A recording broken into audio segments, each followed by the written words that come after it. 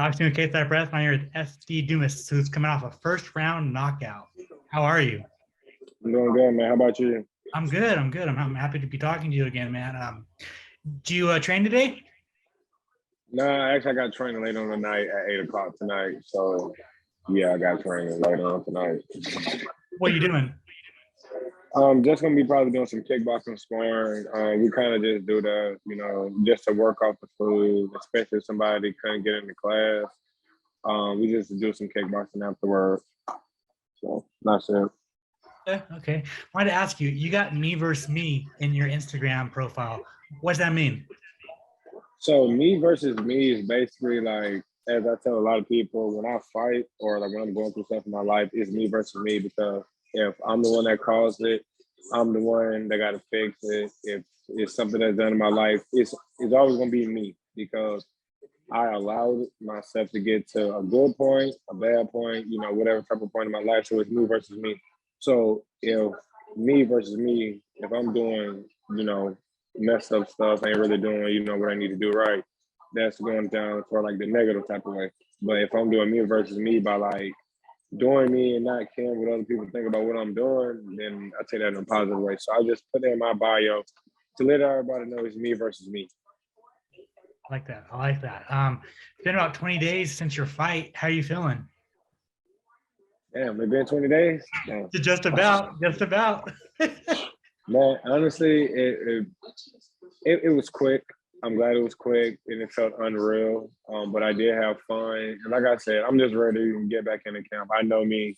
I can sit around, eat, fried chicken, this, and the other and stuff, whatever. But I just love to fight. I love to fight. I love the game of hustling, which is fighting. So I love it. So I'm ready to get back in there ASAP. How do you feel about your performance? Honestly, I felt good, but honestly though, I felt like I still want to work on some things. Like a lot of people say your striking is good, it's phenomenal, but I don't care about that. If I see some things when I go back and watch me knocking out somebody into a fight, I want to make sure I'm good. And that refers back to me versus me because I want to make sure this striking is on point. I'm not worried about you. I'm worried about me.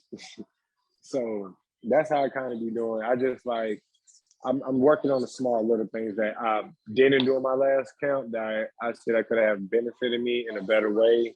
So that's what I'm doing for this count.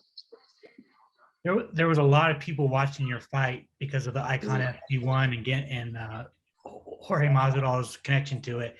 Do you feel like mm. that was your breakout performance? Honestly, man, it probably was. And like I said, shout out to Mazadov, shout out to First Round Management, shout out to Dean for introducing me to Mazadov, Dean Tool. Shout out to him. Honestly, man, I'm gonna be real with you. When Mazadov told me, "Hey, man, you want to fight? You want to get back on the card?" Because when I fought on Game Break that one time, I told him, like, "Yo, if you got a card, you let me know. I'm gonna hop on. I'm gonna show out. I'm gonna try to show out." So, with that being said, I was just kind of just like, just a huge opportunity. And Mazadov is like one of the highest, highest like popularity athletes that's in the UFC right now. So it's kind of like good to hear somebody on his caliber talk about, hey, I want you on my show and you're doing a phenomenal job. Did he talk to you after your knockout? Yeah, we talked afterwards and that same thing I told him before, it's just business and let me know when you want me back on the show. I'm ready to go toe to toe with somebody. And if somebody don't want to go toe to toe, then guess what? I'm gonna get that quick, W. But like I said, I'm very humble about it. I respect all my fighters. Even if you dislike me at all, because anything happens in sport. But I'm still trying to knock your head off. Still trying to knock your head off. So, or knock your leg off. One of the two. One or two is gonna have to fall. So trying to do that or both doesn't matter to me. So you were in the first ever Game Bred Fighting Championship, and then you were in the iKON FC1, both of Jorge Masvidal's inaugural events. What does that mean to you? Honestly, man, to be on that show, for be opening up for both of his shows, being like the first, show coming out, and performing like, with the knockout in the iKON, Mazadov car, that was big. And then on Game Bread, I got a liver kick, that's big to me because, I trained my ass off to do it. And it's like, damn, bro, I just did this in front of like people, in front of Mazadov. Like, yo, like, I know you've seen that, but it's kind of just like, I just have fun with it, man. And honestly, though, I'm just happy that I can just do this sport, because a lot of people really can't do it, So that's the main thing I look at it like. Just have fun, kick ass. And I know that you were dealing with a bunch of fires pulling out of your fight. How frustrating was that? Honestly, man, it's very frustrating. I had fighters. We went like a whole 6-week camp. Fighter pulled out within 2 weeks. Another fighter pulled out. Then we have another fighter pull out. Then it's going to be close to fight week. Like, we got you a fight. He pulled out. I'm like, okay, I'm gonna keep training. And then they finally find me somebody that'll be like, hey man, I'll fight him. I want to test where I'm at. And it's like, thank you. Because I was not gonna cut all this weight and everything for no reason.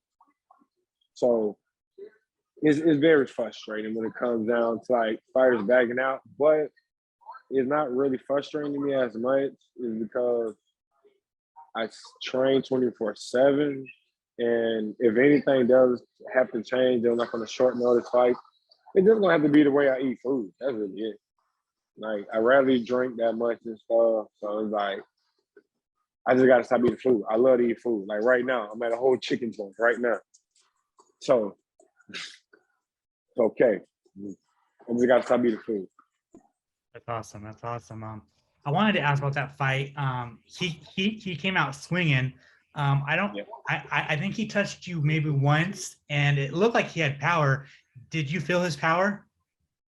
Honestly, I did it, but at the same time, it was more like it was so quick. Honestly, be fair with you, I thought I felt this power, but then again, I didn't because it's like, damn, did you even hit me or anything? And then it's like, that's fine.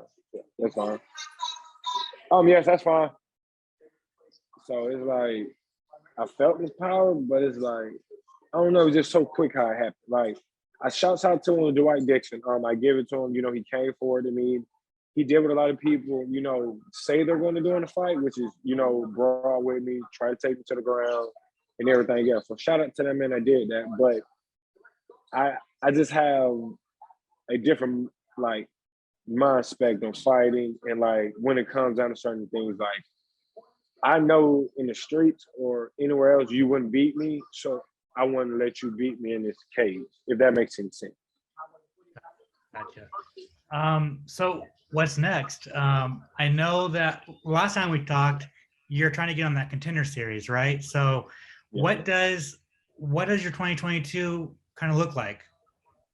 Honestly, man, if I get that UFC contract this year, shots off, hats off, boom. But at the same time, man, I'm gonna keep training my ass off. Like, if I know I work my way up to being a perfectionist kickboxer, a Dutch kickboxer at that, I know a lot of people in this fight game will have a problem with it.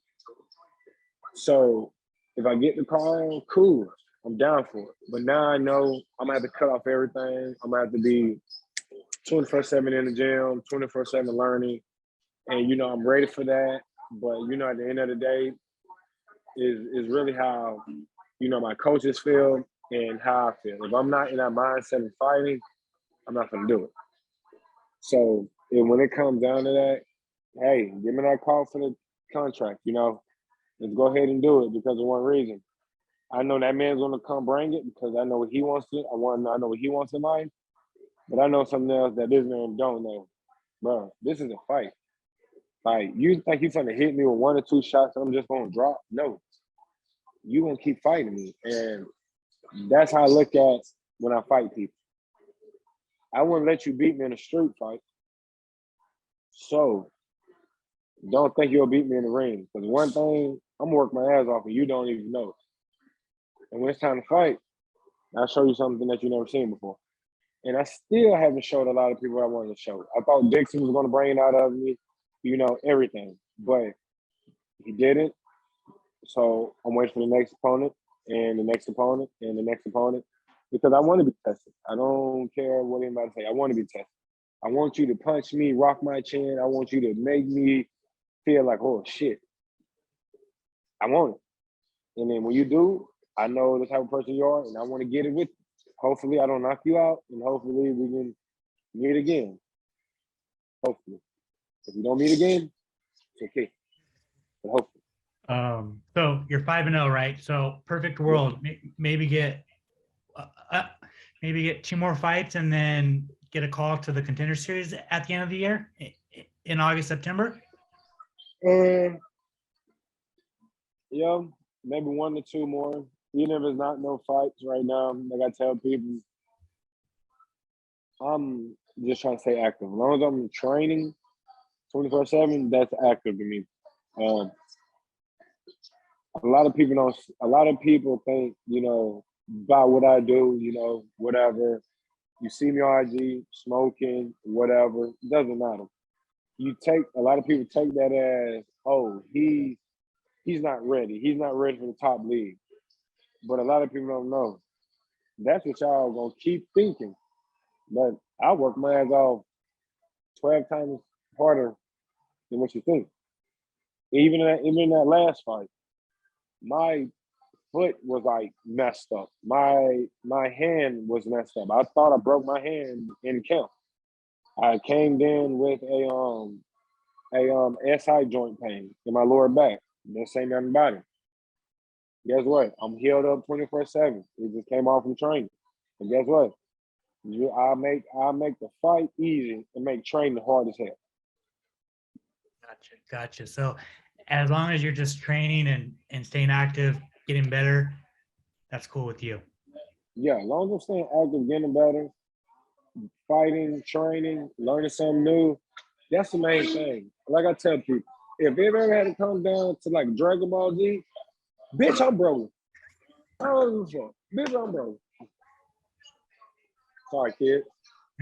Bitch, I'm broke. And I'm learning while I fight.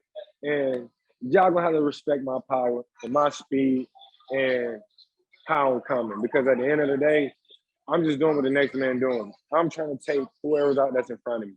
So if I feel like you Kakarot or Vegeta or Bulma or Trunks and I want to hit you with this green bomb and gonna blow you away, then guess what? I'm gonna do that because I have a purpose. I have put it like this. On the movie Creed, even I forgot his name. What's his name? The one that the Balboa, Rocky Balboa. Rocky even said it. A fighter that doesn't have anything to lose is dangerous. I don't have anything to lose. You drop me, you beat me, cool. You're not gonna gain nothing from it. Besides, you gotta win on your record. Let's fight again. And that's what makes me very dangerous because I'm gonna keep coming.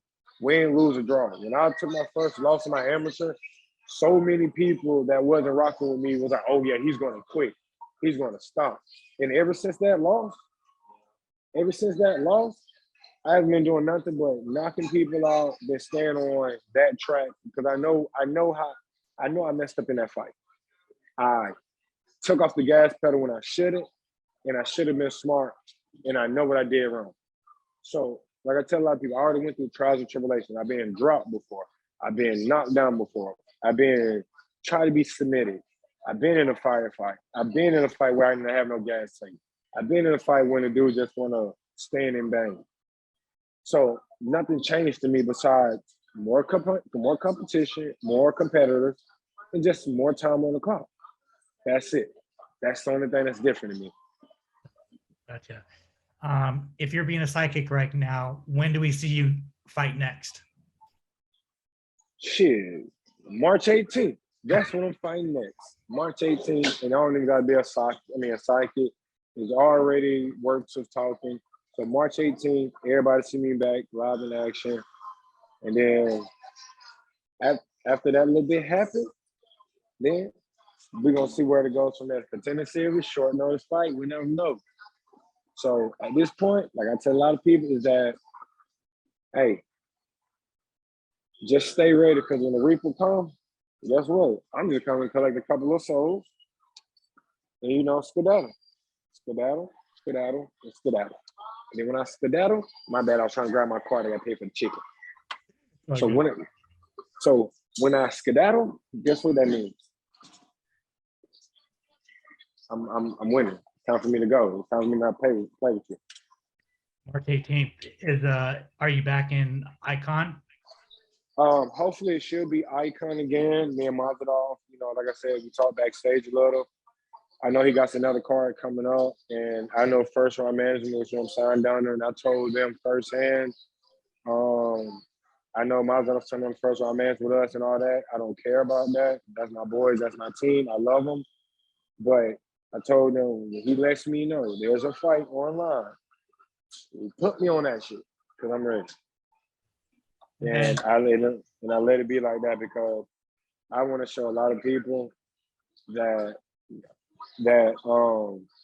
I am a upcoming prospect that's also trying to build a legacy. Because if anything, I will be the first Dumas to be in the UFC or in any type of sport, in NFL, basketball, anything. So, a lot of people don't understand how much on the line I got. But I don't stress myself with that. I just have fun with it because I know when it comes, and I'm just gonna be waiting. The only thing I gotta do is do my part. The time, patience, and wait part is gonna come. I just have to do my part if I put in the work. So that's what I feel at the end of the day, Gotcha.